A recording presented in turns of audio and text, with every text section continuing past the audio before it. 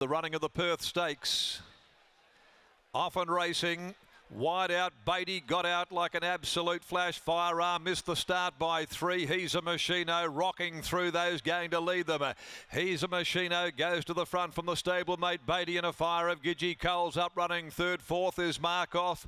The over on the outside, Wolf Whistle Zell at the 800. Consignment going back. They're followed by Fast Break tucked up near the rail. Firearms picked up lost ground. Then Boy Crush back in the field, and dropping out last is Racketon at the 600 mark, and he's a Machino leading the way.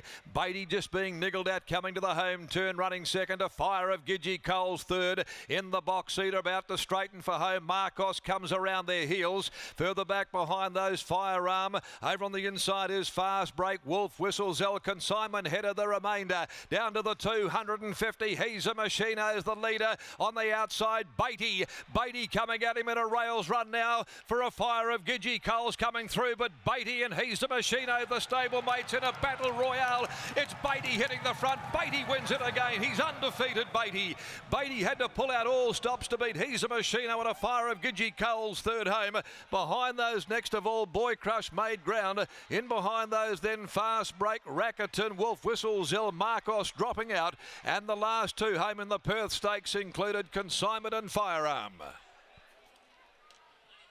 A stirring battle between the Casey prepared runners, Beatty, He's a Machino, and the quality of this gingerbread man colt, Beatty having to come to the fore.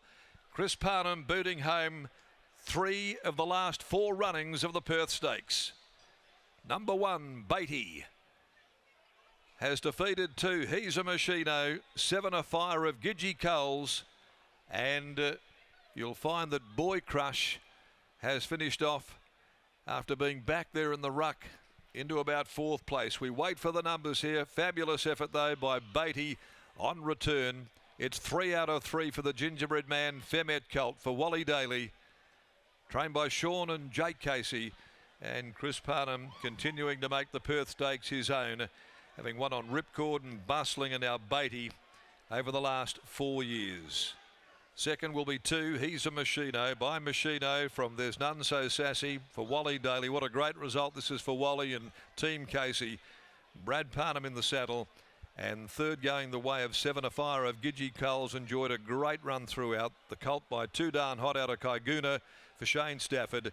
Lucy Fiore in the saddle for the Morton stable, and fourth, number 4, Boy Crush. 1-2-7-4 they are in 105.32, and it is a short neck by a short neck. A great finish in the Perth Stakes, and of course we've got more top tier old racing to come when the fillies do battle in the Swan Draft Gym Crack Stakes next at 10 after 4 at Group 3 level over 1100 metres.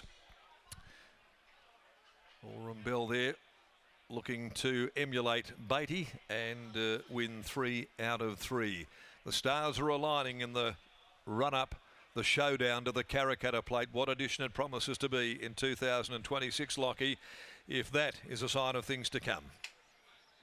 Can't wait for the Karrakatta in a couple of weeks' time, Darren. In fact, I'm still looking forward to the Gym Crack in around half an hour now, as winning trainer Jake Casey joins me now. The Casey team have done it again. Jake, Beatty, first up here today. Behind the scenes, how much improvement has he shown between last preparation and what he's shown leading into this afternoon? Yeah, no, he showed a lot, you know, like physically as well. Like he's really like muscled up and he's matured a lot, and yeah, no, it was a good start.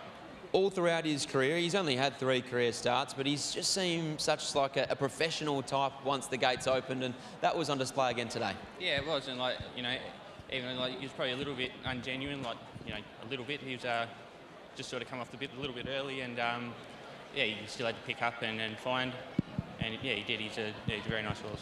I know yourself and your dad, Sean, have had to answer this question on so many occasions. Which one do you prefer, He's a Machino or Beatty? Off that, there's not much between them. No, there's not. Yeah, like obviously, He's a Machino. He had the run under his belt, and I thought he was a little bit more forward, and you know, he fought on and gave a good kick, and this bloke really had to knuckle down and you know, knuckle down to the task, and yeah, it was too good for him today. You'll saddle up Maria Lucia in the Gym Crack upcoming in around half an hour's time. How does she measure up against the two boys?